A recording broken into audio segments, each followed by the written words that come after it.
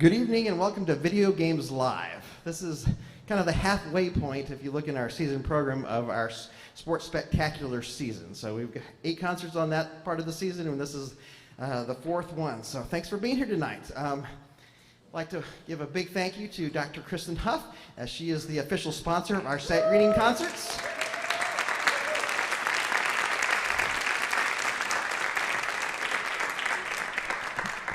I encourage you, when you need an eye exam, check her out at Costco, all right? She'll take good care of you. Also, in your program, in the front cover, you also notice that we recognized Gem City Digital and 2 video games in the lobby that they let us borrow for a couple days for free. And so if you have any electronic needs, whether it be your cell phone needs to be fixed, or you have a bass guitar amp, or you have any computer issue, take it to them. You go in, tell them what the problem is. You don't have to have an appointment. You don't have to stand in line. You don't have to, there's a lot of things you don't have to. And a couple days later, they'll say, hey, this is the problem. This is how much it's going to cost. So I've had a lot of good experience with them over the last year. So Gem City Digital, thank you. And they're located right next to the green. So let's give them a hand.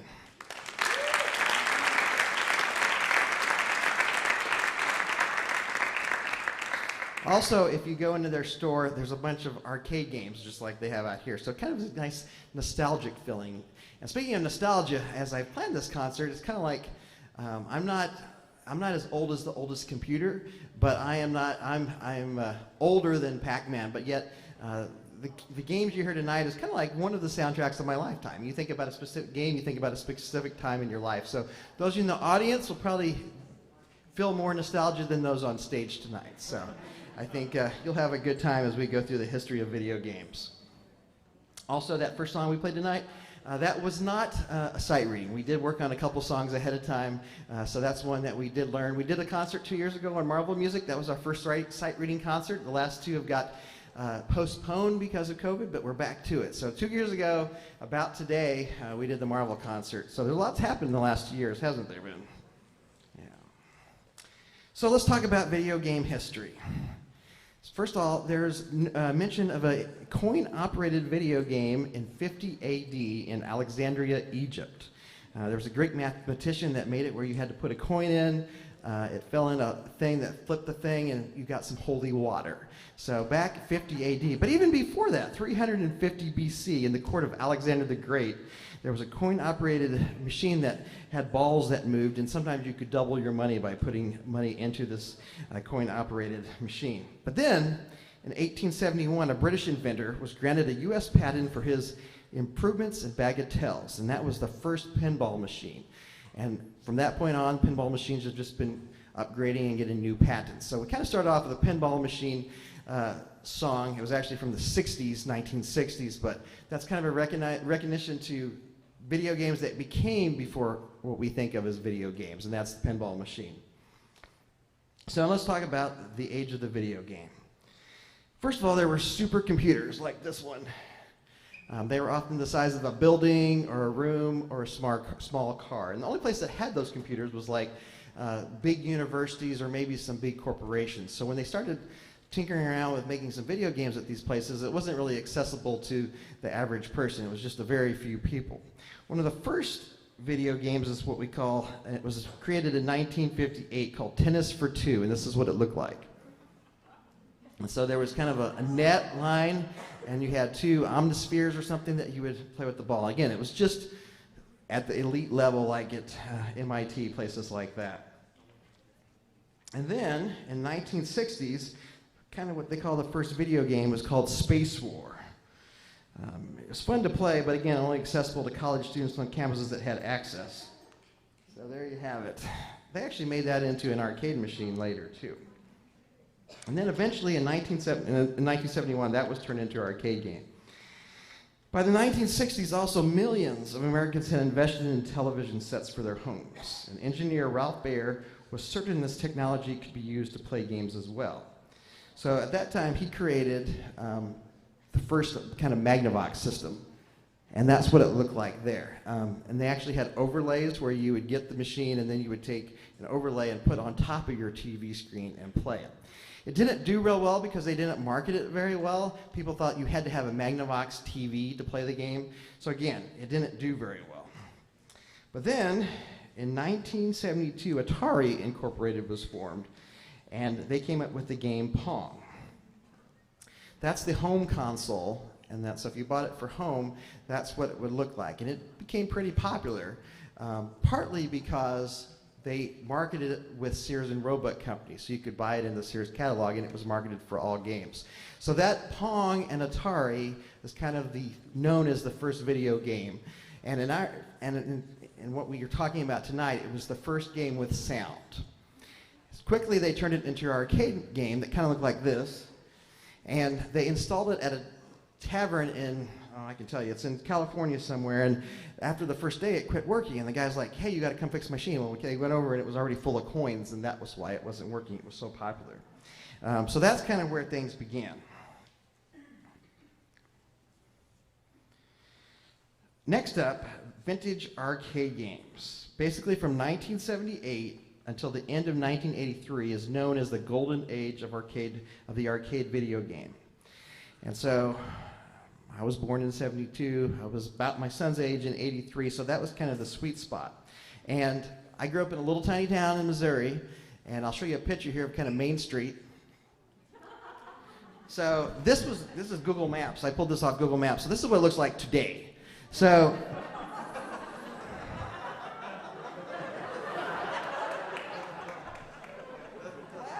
that's my home. That's my home. So if you go way back on the hill there, the medical doctor's office is on the left and the dental office is on the right. That's where my dad's office was, and that was the doctor that delivered me in the medical office right there. So I'd go to my dad's office after school, and he'd give me a couple bucks, maybe $5 if I was lucky, and I'd come down to this little barn here. And this little barn in the middle, that was our arcade back in 1980, 1981, 1982. And in there they'd have maybe 8 arcade games like the one in the hallway, and I'd go down there and spend, an hour or 2 hours playing. It was great fun. And back then there was kind of like, there was a lot of unwritten rules, like if you wanted to be the next person in line, you had to put your quarter on top of the machine. Or like someone up, most of the guys were bigger than me sometimes, or older. They'd come up and they'd put 4 quarters there. So I had to wait till they played 4 times before I could play. I see Elliot shaking his head. That's kind of, so I was thinking about it, I hadn't thought about that for 30 some years, It was a repair shop, car repair shop on the right, and that's the United States Post Office on the left of Bourbon, Missouri. So that's where my arcade games began. So this next set of games is kind of homage to those. So first up, like I said, Pong was the first video game that had sound.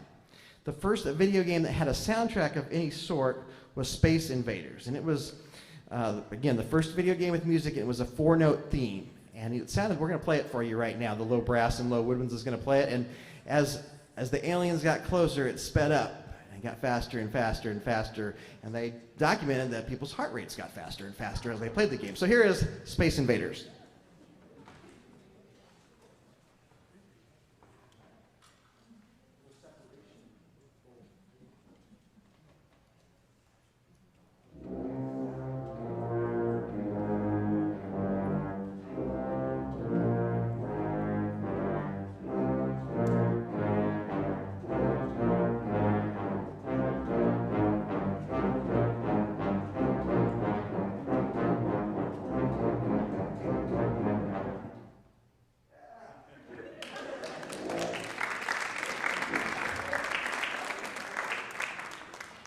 So if you notice here, we have a whole table of prizes to give out. So we're going to start with those. So if you put your name in the hat, you're eligible. So the first prize is a kind of a little Legos type thing of Space Invader. As soon as your name's called, come up, because we're going to be moving through quick. Uh-oh, she's not here. All right. Art Cavanis, yes.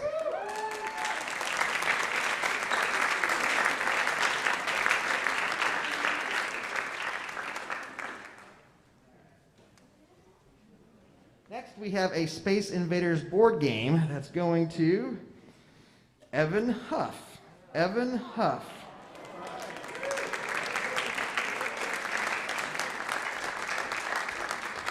Just one note about these prizes, in case this is not what you've been dying to have all your life. It's pretty close to Christmas, so you can re-gift it or give to your nephew or niece, or if you don't really like it, just put it in the Toys Toys for Tots or whatever it's called, or so there's plenty of applications for them. All right. Next up was the first soundtrack. That was just those 4 notes. That's all that happened in that song. Then the next game kind of had a real soundtrack with multiple tunes. We're going to play a couple of those tunes from Rally X.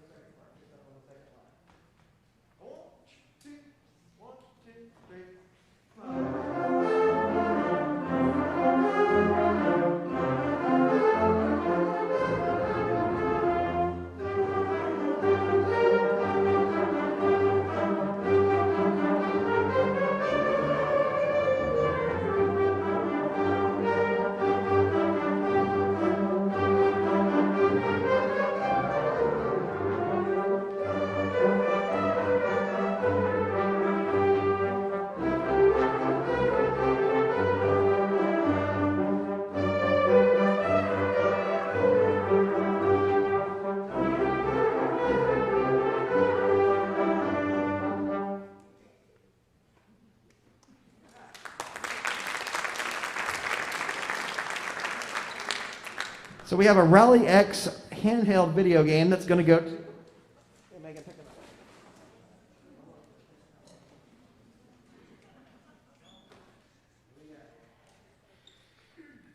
Kim Morrison.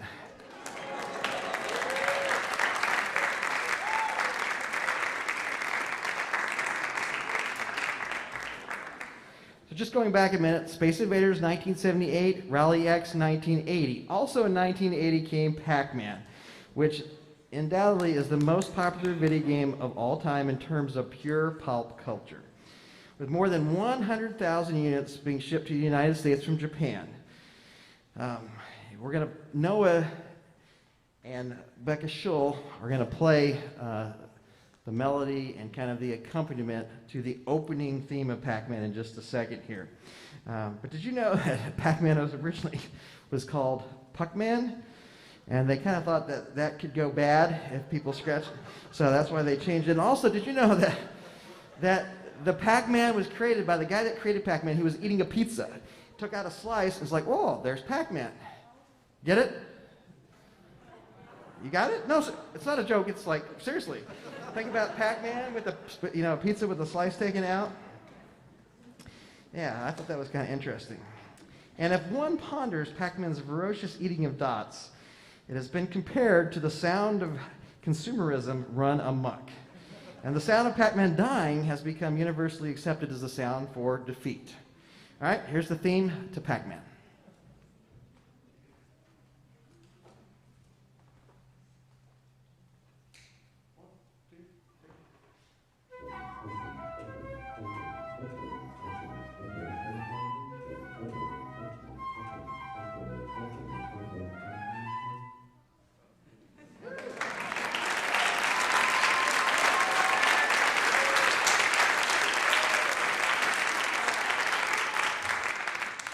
Again, that was not sight reading.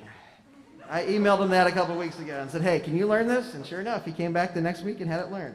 All right, first up is a handheld Pac-Man game. And I grew up, had a machine just like this little guy here. Now I'll pick one.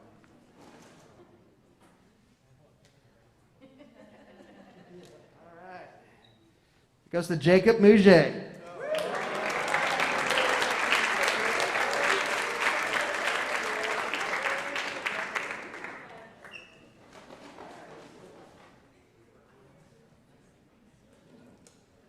A Pac-Man board game. I'm sorry, William, it didn't go to you. This is what he wanted out of everything. Goes to Ted Schull.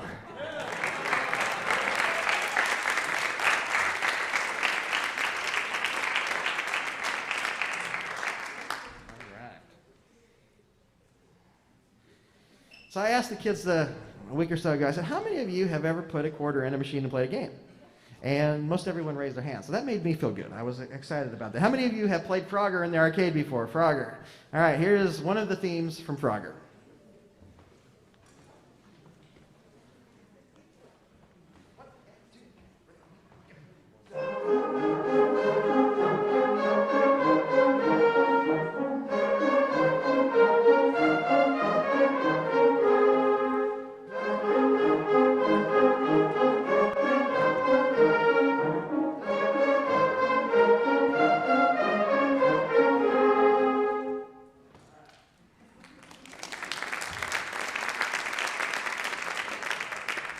So I got all these games and stuff, and I made a display case that looked like this.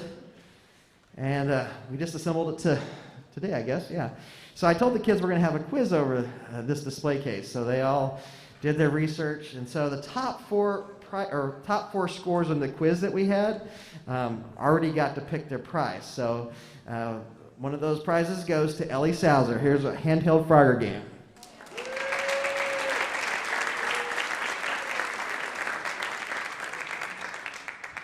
So Frogger, 1981. Donkey Kong, 1981.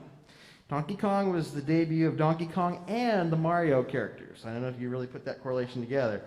And early on, that game, when it came out, saved Nintendo from bankruptcy. We're going to play 4 different themes from Donkey Kong. You'll hear the game start, radar, 25M, which I think stands for like 25 minutes of just continuous of that. And then the hammer, you know, when you grab the hammer and you go by, so you'll hear those 4 themes.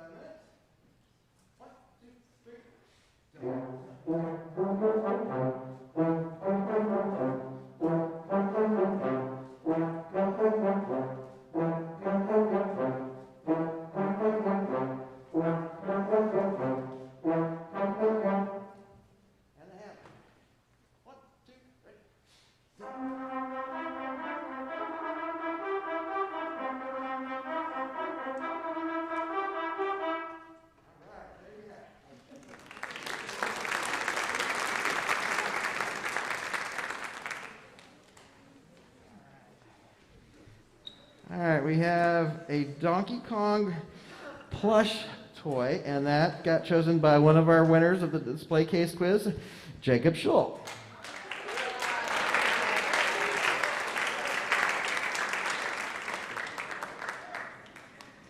So we went from 1981 with Donkey Kong to 1982 to Dig Dug, the last of this arcade movement. And the cool thing about Dig Dug in the music was that anytime the character moved, the music ran. But as soon as the character stopped, that music stopped. So that was kind of ingenious that it was coordinated with movement. So the Dig Dug theme will be played by Ellie and Alexis on marimba.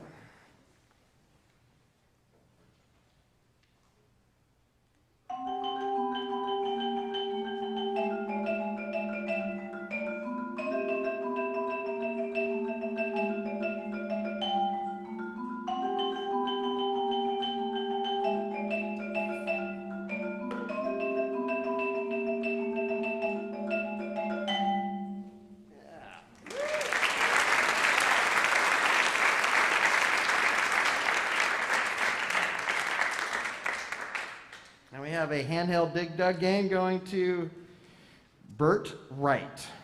All right.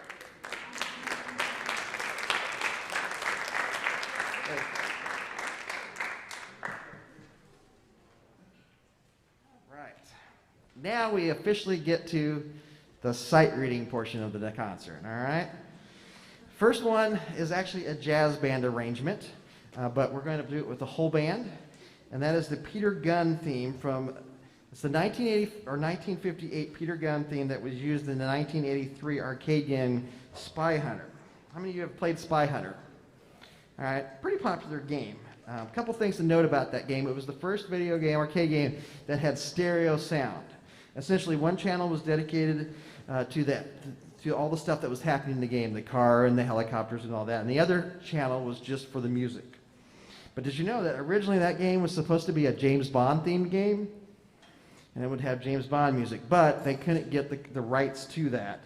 So they didn't get the license, and so then they used Henry Mancini's Peter Gunn theme. An interesting thing to note about, actually let's play it for you. So here is the Peter Gunn theme used in the arcade game Spy Hunter.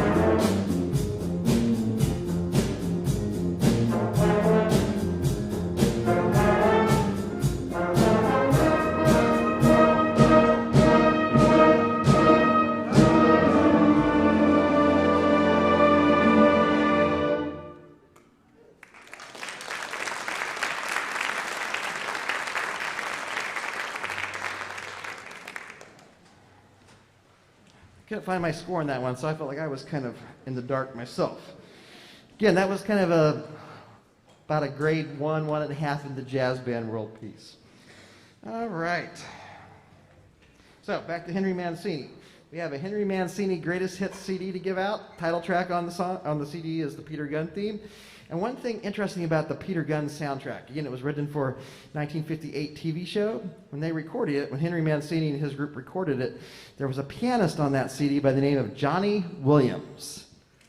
All right, John Williams was just a studio musician at the time. He wasn't a famous composer when he recorded Peter Gunn with Henry Mancini. So we have a CD to give away.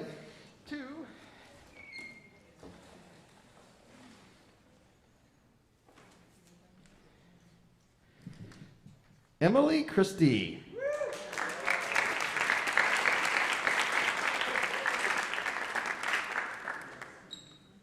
Good stuff. How many of you have had one of these or played one of these? Yes.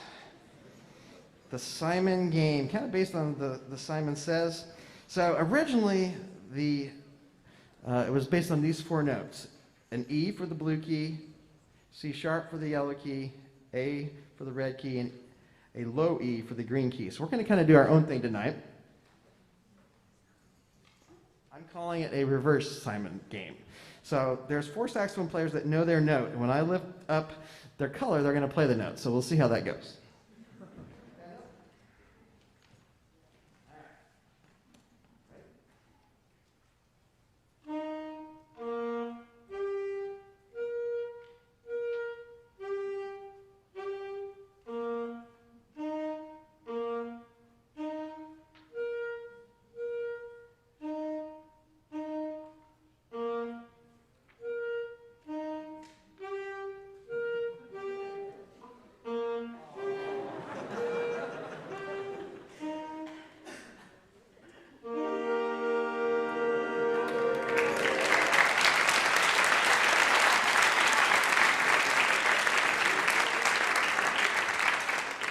I don't know if you could tell the battery was kind of getting low on the... How many of you had a video game and it got dead and you had to open it up and take the battery out and lick it and put it back in so you get some more hours? Yeah, yeah, especially. That Pac-Man game like I gave away, I did that numerous times on that game. All right, we have a handheld Simon game that's going to go to... Let's see, Emily, grab a name.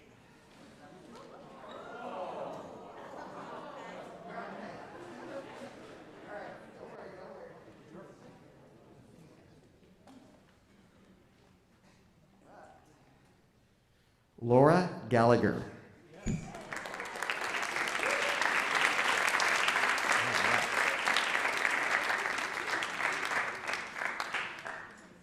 How many of you had one of these games? So after the Simon game came out, they came out with this game Merlin, and not only could it do that, it could do 6 other games, but it was never that great. How about this one? I had that game. That was a hockey game. They had hockey and football and some other ones. I actually had a football game that had 2 people could play, and it was facing each other, but I can't find a picture on the internet of anything of that. So in honor of this hockey game I have, we're giving away a basketball game of that same series. And they have, you can get all these games brand new still. It's crazy. All right, so here goes the basketball game.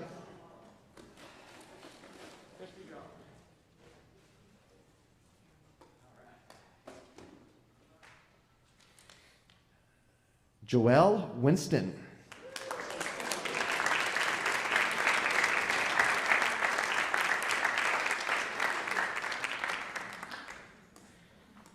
So I don't know exactly the official timeline of how this came about, but so I was a kid going to a little tiny church school, and I was going to the arcade, and then our school got a computer. We got, I don't know if it was even a Commodore 64, it was like a pre-Commodore 64, I felt like. And we had to do typing, you know, the letters were falling from the sky on this machine, and we actually had a cassette player that you put the cassette in, and you press play, and that's how you load your game up. I had one of those in the display case. And then, after the school got it, somehow we got my mom to get it for us, so we had a Commodore 64 that looked like that at home, and it had the cassette player and the cartridges and the disk drive, and man, we got hundreds and hundreds, we got tons of games over the years. My mom credits that computer helped me learn how to read better, because back then there was no YouTube or internet where you go on and learn how to the tricks of the game, so it came with a pamphlet, so you take that, you had to learn how to play the game from the pamphlet. So I take those to bed at night and read them over and over. Played hours and hours of that game. So then, I was thinking about this when I was talking about today. I eventually went to boarding academy for 4 years, and by the time I went to boarding academy, that was kind of the thing of the past, but my mom kept it. We'd play it when we get home, and eventually she bought 2 systems so we could divide it between my sister and me. So just recently I took them over to my sister's house. Is my sister here tonight? Yep, so it lives in my sister's basement. So, and then I could talk hours, but the Commodore 64 was very, very successful.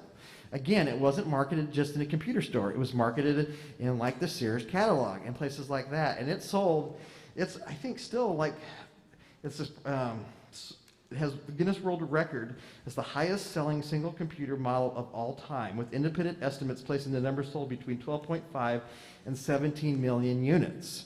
Obviously there's been a lot of computers sold over the time, but a specific brand, that was a huge one, and there was over 10,000 commercial software titles have been created for the Commodore 64.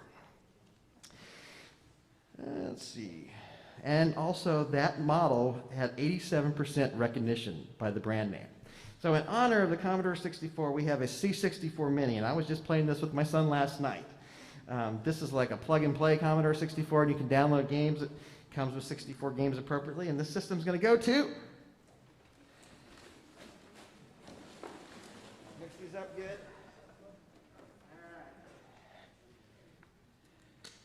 Madison Snodgrass.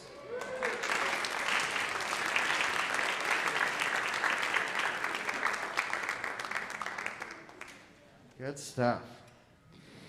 All right, on to Tetris, 1984.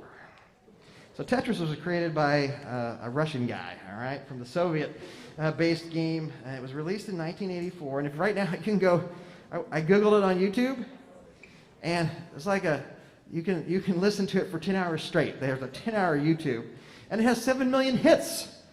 I was like, whoa. As of today, it has sold 202 million copies, 70 different physical type, and 132 mobile downloads. 64, it can be used on 65 different platforms, setting a Guinness World Record for the most ported, that's a new word for me, ported video game.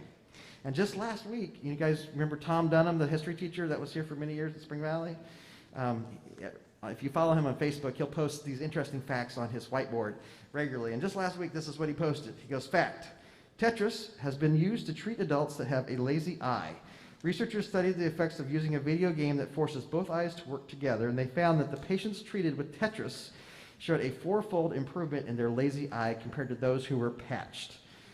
1989 was the first when Korobushka was first used, and it was really used when it came out. Tetris came out for Game Boy, which really boosted up its sales. So here's Korbushka from Tetris.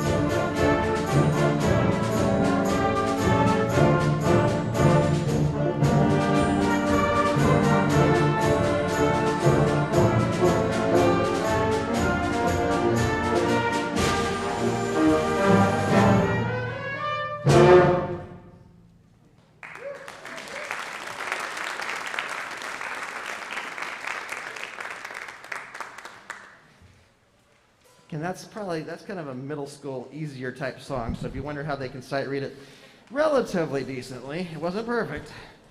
All right, we have a Tetris handheld video game going to Megan Constantine, right over here.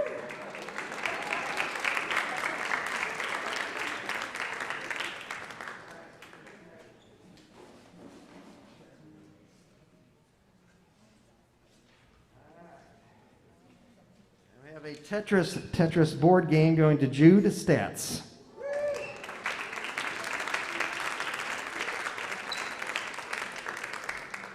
All right, that's the halfway point of the prizes already.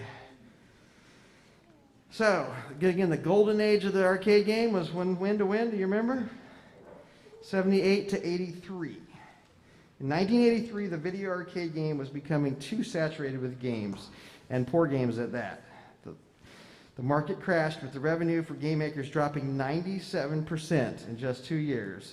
And then in 1985, the Nintendo Entertainment System is released, which was kind of a new era and a new surge. Next piece is called Nintendo Power. It'll feature a medley of Super Mario Brothers, 1985, Super Mario Brothers 2, 1988, The Legend of Zelda, 1986, and Zelda 2, The Adventures of Link. They're all written by Kojo Kondo. You'll notice a lot of the video games, especially from this point on, actually before that, had Japanese composers. All right. Let's go ahead and give a couple prizes away for this one. The Mario Stuffy is going to, again, both these prizes are going to people that won on the video game quiz. So the Mario goes to Camden Montez.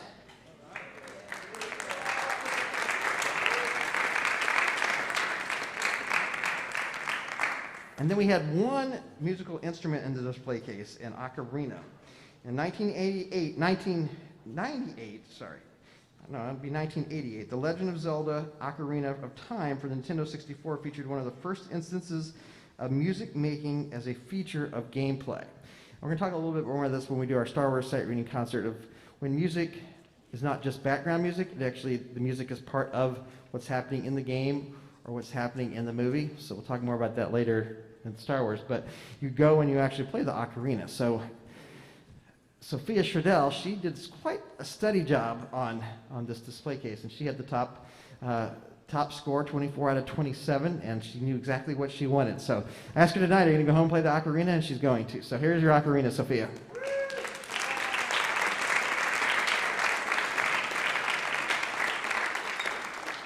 So let me ask you this. How many of you were excited to come tonight to hear them sound bad? Like, oh, I want to hear them suffer on stage when they sight read. All right, now's your chance. This one's going to be a lot trickier than anything we played tonight. So, but again, some people are on the stage for the sport of sight reading too. We've talked about that. So here is Nintendo Power.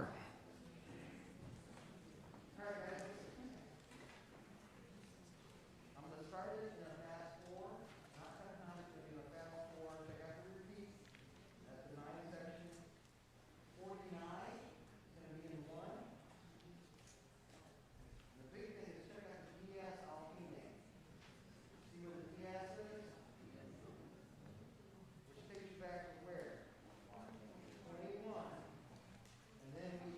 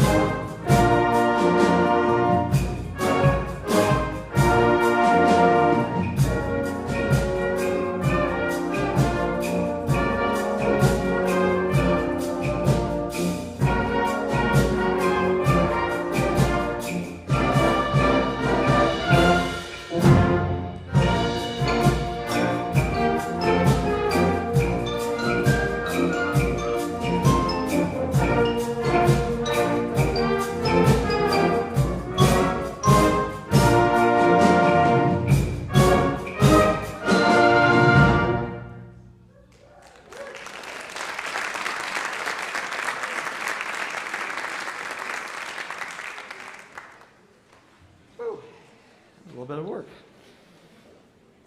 You could still hear the themes, even though there were some mistakes. They did a good job. We started together, we stopped together. A lot of transitions, so that was good. That was a tough one. Next up, Super Mario 64 main theme. Came out in 1996.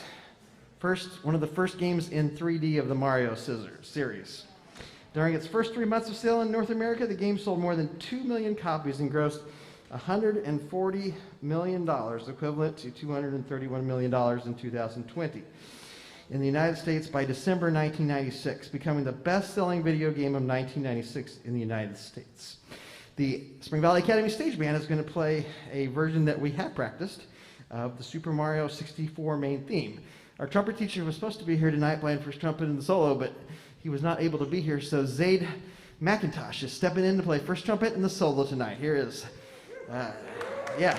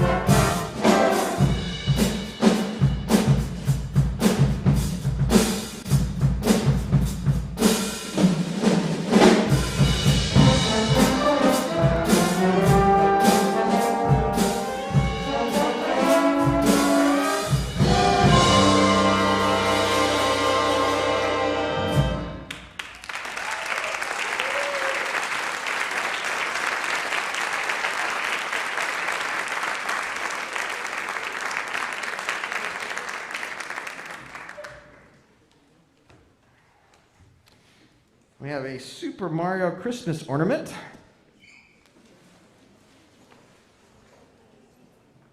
Going to Carol Sleeth. We'll take it to you. We're bringing it. We're bringing it. All right. We head to 1999 and the Pokemon theme. Do you know Pokemon stands for Pocket Monsters in Japanese? Pokemon is the highest grossing media franchise of all times. It's in the $105+ billion franchise. You want to know what else is in the $50+ billion franchise? Hello Kitty, Winnie the Pooh, Mickey Mouse and Friends, and Star Wars. So there you have it. The theme was composed by Junichi Masuda at his home on a Commodore Amiga computer. Here is the Pokemon theme.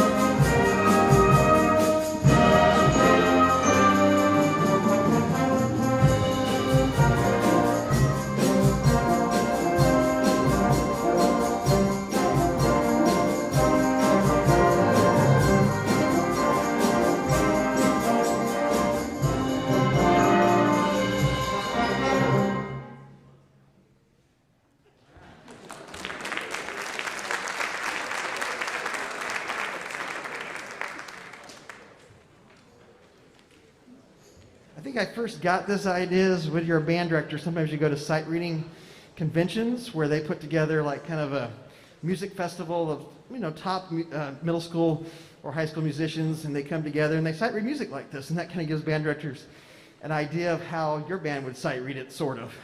So that's kind of how it started. They're doing a good job, yeah? Yeah. We have a Pokemon stuffy ball. Can I get it again?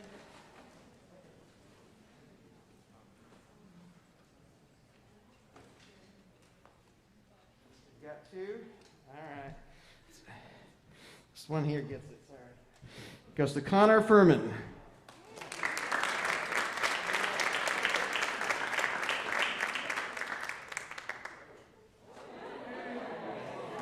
He's the trombone player. He knows how to catch, so it's all good.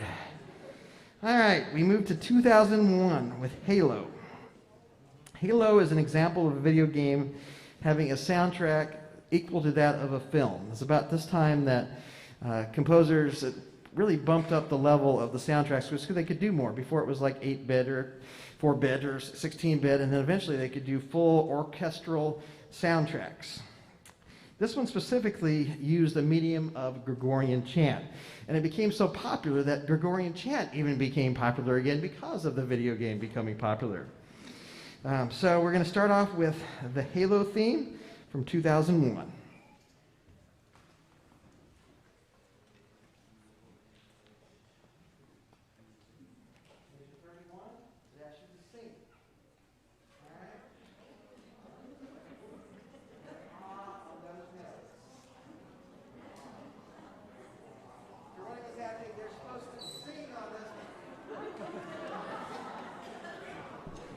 Normally, bands don't like to sing, but I think this could be the best singing band I've had. There's a lot of good singers in it, so let's see what happens. Quit whining.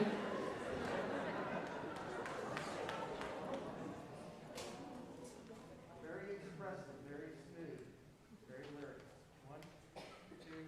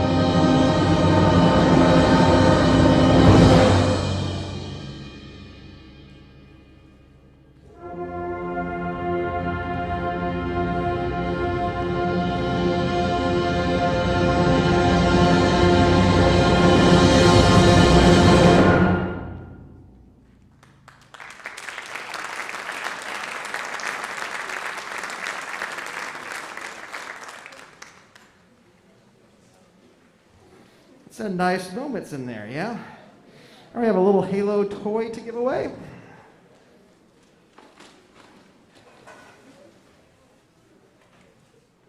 All right, Brandon McDowell.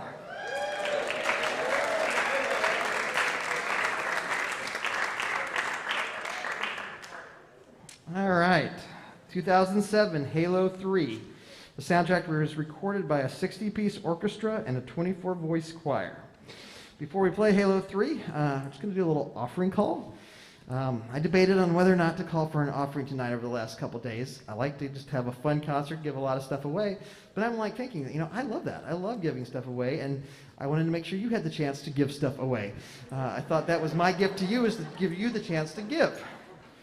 I'm serious. Isn't it the most fun, like Christmas is going and getting stuff for people, not getting? So yeah, this is your chance to give to the band department. So I thought tonight that if you were to go to an arcade today for about an hour and a half, most games nowadays are like $1 or $2 just to play. So I'm thinking 10 to 15, 20 bucks is about what each of you would spend in an arcade. But so just think about giving something like that. So during this next song, we have some people that are going to collect the offering. Thank you for your generosity. And here is Halo 3.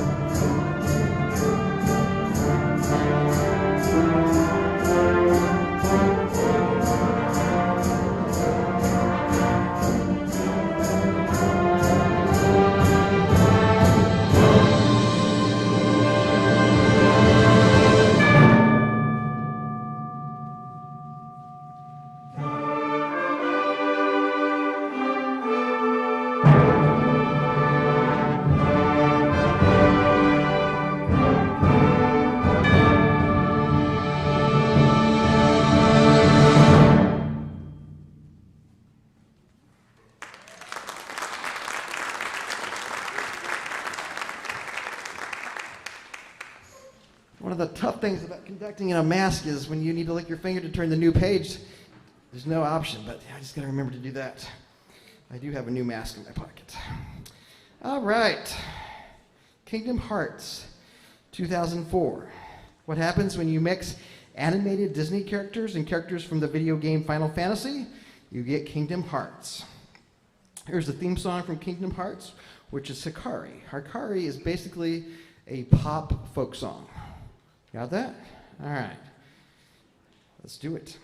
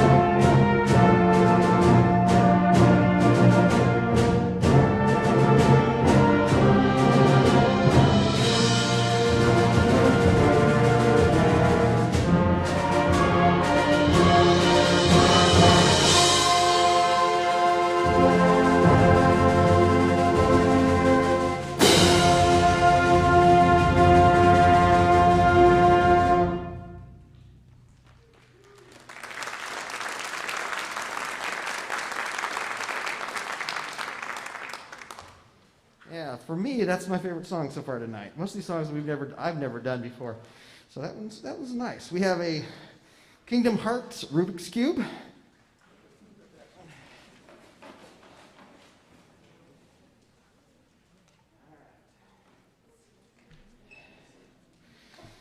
Jack Gallagher.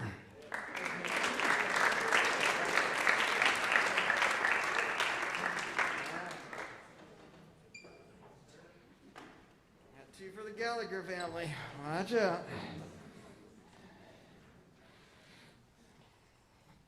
So in 2005, Tommy Talariuk, up here, this is him with the guitar in the scene.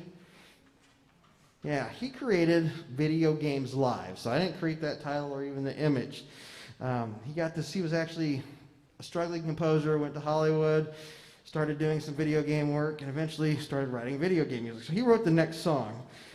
But he created this whole idea of playing video game music for audiences. The first concert debuted in 2005 at the Hollywood Bowl, with the Los Angeles Philharmonic Orchestra performing to an audience of 11,000 people. Video Games Live has performed over 420 shows internationally, with the biggest audience at the Bird's Nest in Beijing, China, with an audience of over 30,000 2 consecutive nights. So that's Tommy. He's the guy that did it, and he wrote the next song, which is Bounty Hunter from Advent Rising. 2005.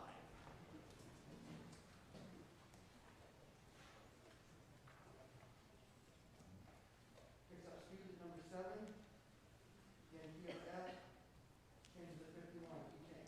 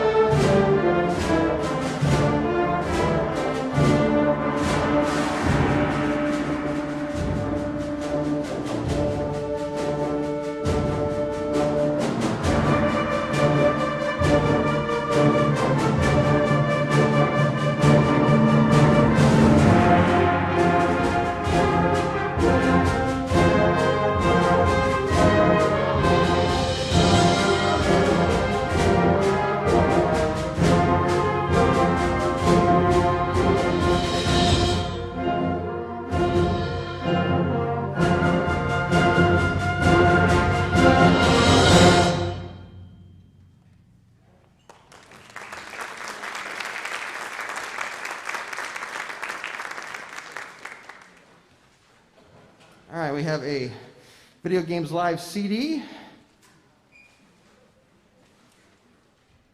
Going to Julie Johnson.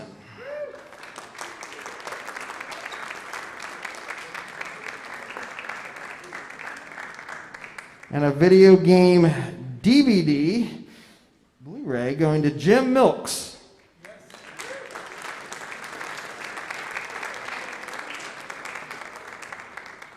So we're up to 2009. How many of you have played Angry Birds on your phone? Yeah, a lot of hands, right? The video game Angry Birds was released in 2009. Did you know this, though? During the development of Angry Birds, the staff realized the birds needed an enemy. At the time, the swine flu epidemic was in the news, so the staff made the birds' enemies the pigs. Yeah. By July 2015, the series games had been downloaded more than 3 billion times collectively, making it the most downloaded freemium game of all times. Here's a very short theme from Angry Birds.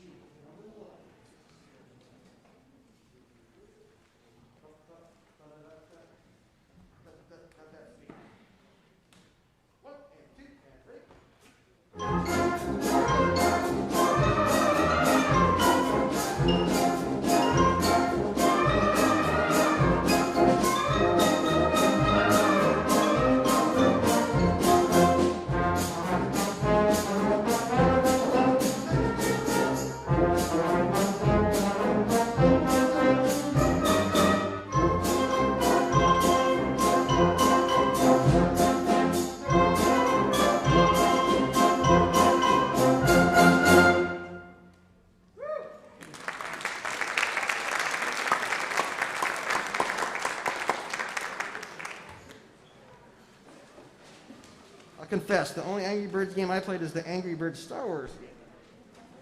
All right, we have an Angry Birds knockoff Lego, you could say, to Aaron Brakey.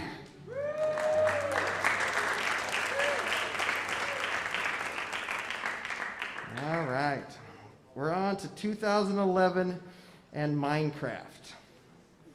In my house, it's all Minecraft. You see the boy there with the Minecraft shirt? So we had a Minecraft birthday even this year, so that's a big deal. So the music you're going to hear tonight is from the alpha version, so meaning the very, very first Minecraft soundtrack and game when it came out. So we'll see how that goes. Let's go ahead and give that the Minecraft CD away right now. So I'll tell you one thing, if you go on eBay, the CD is selling for a lot more than I even got it on Amazon. Collector's item. Going to J.U. Ringizi.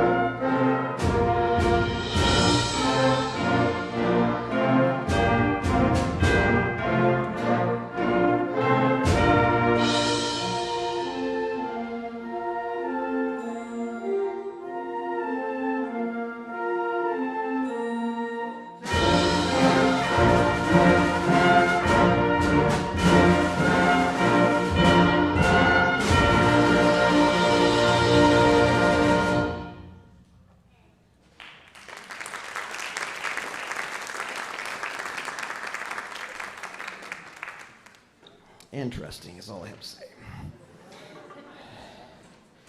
So staying in 2011, we get to the World of Warcraft. But before we talk about this, I have a cool story. So this is a great one. So in the display case, I asked the kids, what doesn't fit? And this is the item that didn't fit. So let me tell you a story. About, let's say 4 years ago, I went to worship planning committee at Kettering Church, and Patty McCoy was like, did you know that you have a YouTube that's got like a lot of hits or whatever? Like, what are you talking about? He goes, yeah, it has like 140,000 hits. I'm like, what are you talking about? So normally, Praise Orchestras is a concert. We live stream it. We post it. 500, maybe over 1,000 on a good day. On a good, for all time. This one has like 140,000 hits. I'm like, what is going on? It was our WOW worship concert. And so somehow when people search for World of Warcraft, WOW, they come up and you read the comments like, this isn't World of Warcraft, what is it gets pretty crazy. But man, we've reached, nowadays, it's already up to, I checked the other day and it's up to 275,000 hits. Yeah.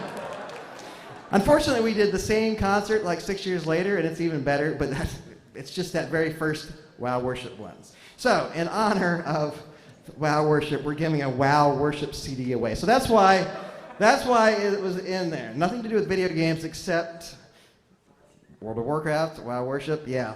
So we've reached a lot of people. So last prize of the night.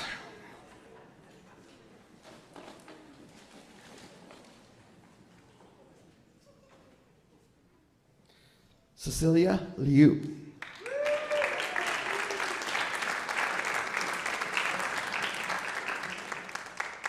Special thanks to Mrs. Doria for handing out the prizes tonight.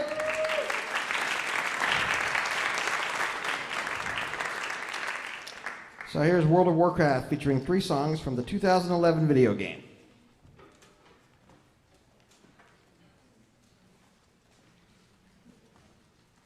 This is one of the few grade 3s. So this band, 2021 SVA high school band, grade 3 is right where it's kind of our sweet spot. We can do a 3.5 to grade 4 type music. A lot of the stuff you heard tonight is 2.5. So it was very accessible sight reading. This will be a little bit tougher, but I still think right at our sweet spot. Major 64 is going to be in 2, 6/8. Check that out. Major 8, we have the routine. Now 1-on-1, you got to repeat. Second time only. Here we go.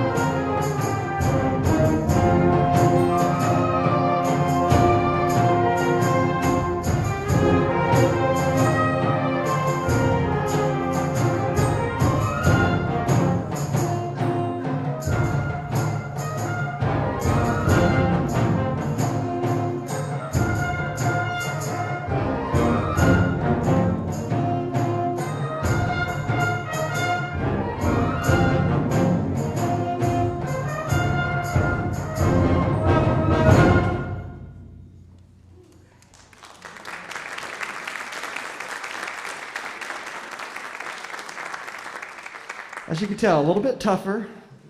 3 or 4 rehearsals, we probably could have it in shape. Something I try to find some things to motivate this group throughout the year, and one thing I came across that was interesting, since we're doing a sight reading concert, I just thought, I should share that with you. Do you know what percentage of people in the United States are literate? The answer is 95% of people in the United States can read. You know what percentage of people in the United States can't read music? The same percentage, 95%. So I told the kids, you guys are in the top, or in the 5% of people in the United States that can read music, which is pretty cool, yeah? Yeah, and that's the United States. When you look worldwide, that number goes down a little bit. So they often think that, I got to hear it first, that type of thing. But I'm just like, do you have to hear someone else read you a sentence in a book? No, that's just like music. You should be able to read it, boom, just because you know how to read. You know what those words are in a book, you know how those notes are. So I think that's a cool concept. StarCraft II, The Legacy of the Void, 2016. Interesting about this song, I thought, was musical themes associated with certain characters were used, which is a concept borrowed from the composers such as John Williams and Richard Wagner. We'll develop this idea more about specific themes with specific characters when we do our Star Wars sight reading concert on May the 4th. Here is StarCraft II.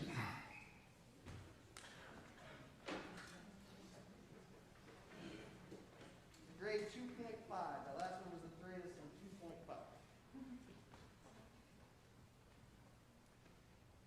Josh, you drive it? 36, if I'm on it silent, there's a pickup for 37, and 37 is a key change, okay? That's our road map.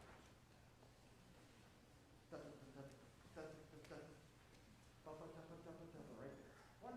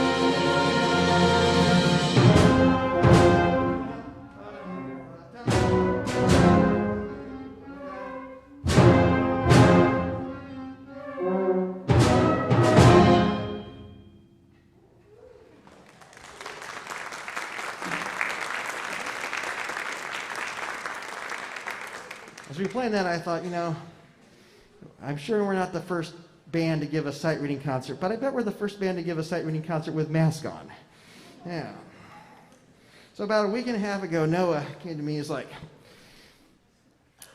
can we still tell you songs we want to play for the concert? I was like, no, I'm pretty much decided. But I was like, no, send it to me. So he sent me a recording of this game that he really likes called Genshin Impact. Is that right? Right, so I pursued it a little bit and found some music, and this is what I can tell you about the song. It's by Yu Ping Chen. The music for Genshin Impact was recorded by the London Philharmonic Orchestra, the Shanghai Symphony Orchestra, and the Tokyo Philharmonic Orchestra. So that's a pretty good resume right there. It's a long, long journey from what you heard in Space Invaders from about 50 years before. So this is the newest song on the concert. It was recorded in 2020, and tonight it's going to feature Jack Gallagher on the violin and Harley Vargas on the piano. And just a note about Jack, Jack's a sophomore here, great violinist, but he wanted to be in the band. I said, you can't play violin band, sorry, I'm not doing it. So what about if I learn something else? So sure, he picked up cello, and so just to be in band, he picked up cello, which I really appreciate. But tonight you're going to get to hear him on violin. Here he is.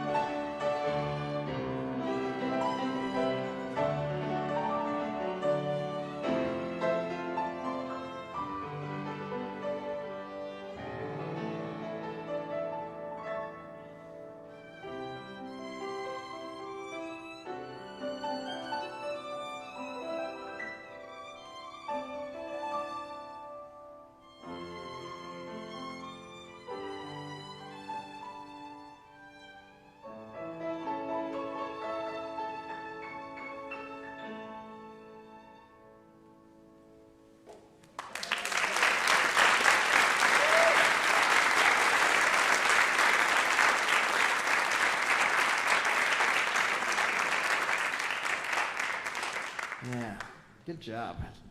Enjoy that, Noah? Yeah. I gave him a copy of music to take home, too, so you'll probably hear that tonight.